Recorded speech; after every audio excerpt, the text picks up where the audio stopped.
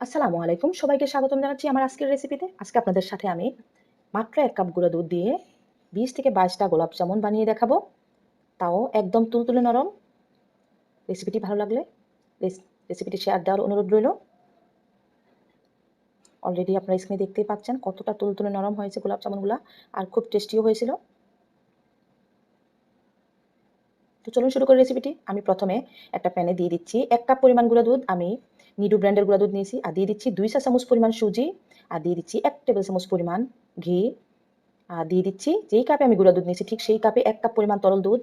এখানে ঘিয়ের জায়গায় আপনারা নরমাল তেল ইউজ করতে পারবেন, বাট গোলাপ জামুনটা টেস্ট বানানোর জন্য ঘিটাই বেস্ট। তো আমি খুব ভালো করে মিশিয়ে লাম্পস ফ্রি করে নিলাম প্রথমে। আমি এখন কিন্তু চুলা জ্বালাই নেই।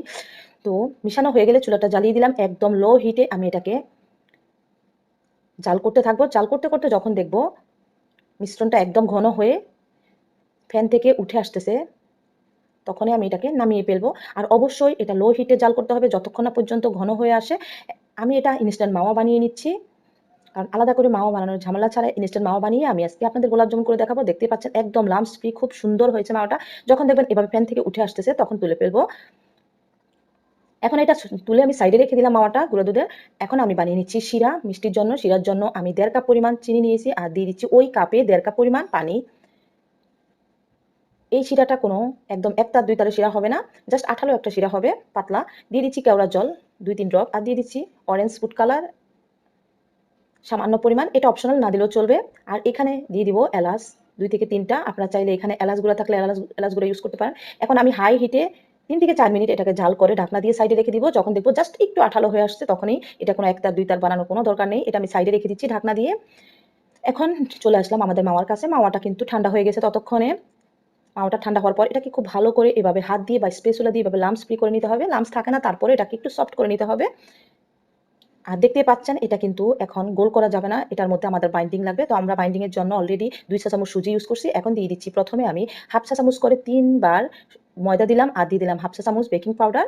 এখানে আমি কিন্তু প্রথমে বাইন্ডিং এর জন্য হাফ চা চামচ করে ৩ বারে আমি ময়দা দিলাম, যদি লাগে পরে আবার দিব। আমরা এই রেসিপিতে ৩০ গ্রাম পর্যন্ত বাইন্ডিং দিতে পারবো, তার মানে আমরা ২ চা চামচ অলরেডি সুজি ইউজ করে ফেলছি মাওয়ার মধ্যে। এখন হাফ চা চামচ করে ৩ বার আমি ময়দা ইউজ করছি। আর এখানে আবার দেখতেই পাচ্ছেন এটা বাইন্ডিং ঠিক মতো হচ্ছে না। এখন হাফ চা চামচ করে আবার ৩ বার আমি দিয়ে দিচ্ছি ময়দা, তার মানে আমার টোটাল ৩ চা চামচ ময়দা ইউজ করছি। এখানে আপনারা ৩ থেকে ৪-৫ পর্যন্ত চামচ পর্যন্ত ময়দা ইউজ করতে পারবেন। নর্মাল যে চামচগুলো আছে চা চামচ, ওই চা চামচে আমি টোটাল ৩ চা চামচ ময়দা ইউজ করছি, আর হাফ চা চামচ ইউজ করছি এখানে বেকিং পাউডার ইউজ করে। আমি যখন সুন্দর করে খুব ভালো করে একটা ডো বানিয়ে নিলাম, সফট ডো দেখতে পাচ্ছেন। এখন ডোটাকে আমি ছোট ছোট মিষ্টি শেপ দিয়ে নিচ্ছি।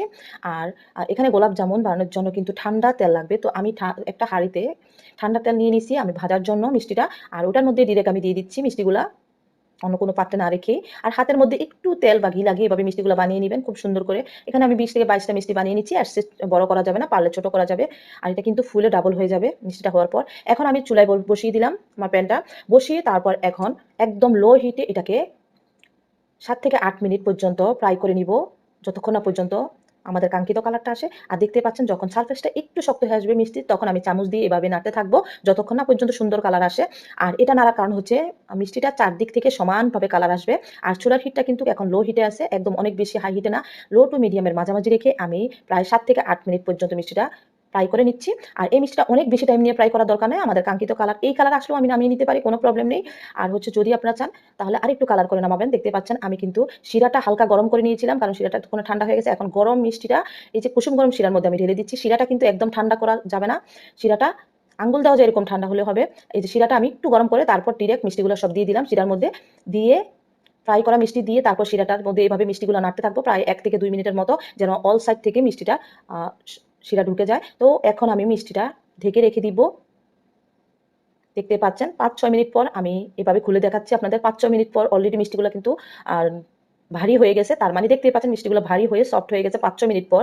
আমি ৫-৬ মিনিট পর এভাবে নেড়ে দিলাম, আবার ঢাকনা দিয়ে এভাবে আমি ২ থেকে ৩ ঘন্টা রেখে দিলাম। ২-৩ ঘন্টা পর আমি একটা মিষ্টি ভেঙে আপনাদের দেখাচ্ছি। আর এটা একটা জিনিস খেয়াল রাখতে হবে, শিরাটা কিন্তু অনেক বেশি ঘন করা যাবে না, পাতলা শিরা হবে। আর মিষ্টিটা ফ্রাই করা মিষ্টিটা আমি কিন্তু একদম ঠান্ডা শিরা ঢালবো না, একটু গরম গরম করে তারপর আমি ঢালবো। আমি মিষ্টিগুলো মাওয়াতে জড়িয়ে নিলাম ঠান্ডা করার পর। দেখতে পাচ্ছেন কতটা সুন্দর লাগছে। তো আমার রেসিপিটি ভালো লাগলে অবশ্যই শেয়ার দেওয়ার অনুরোধ রইল। অন্য কোনো রেসিপিটা আবার দেখা হবে, কোনো প্রবলেম হলে অবশ্যই কমেন্টে জানাবেন। আসসালামু আলাইকুম, আল্লাহ হাফেজ।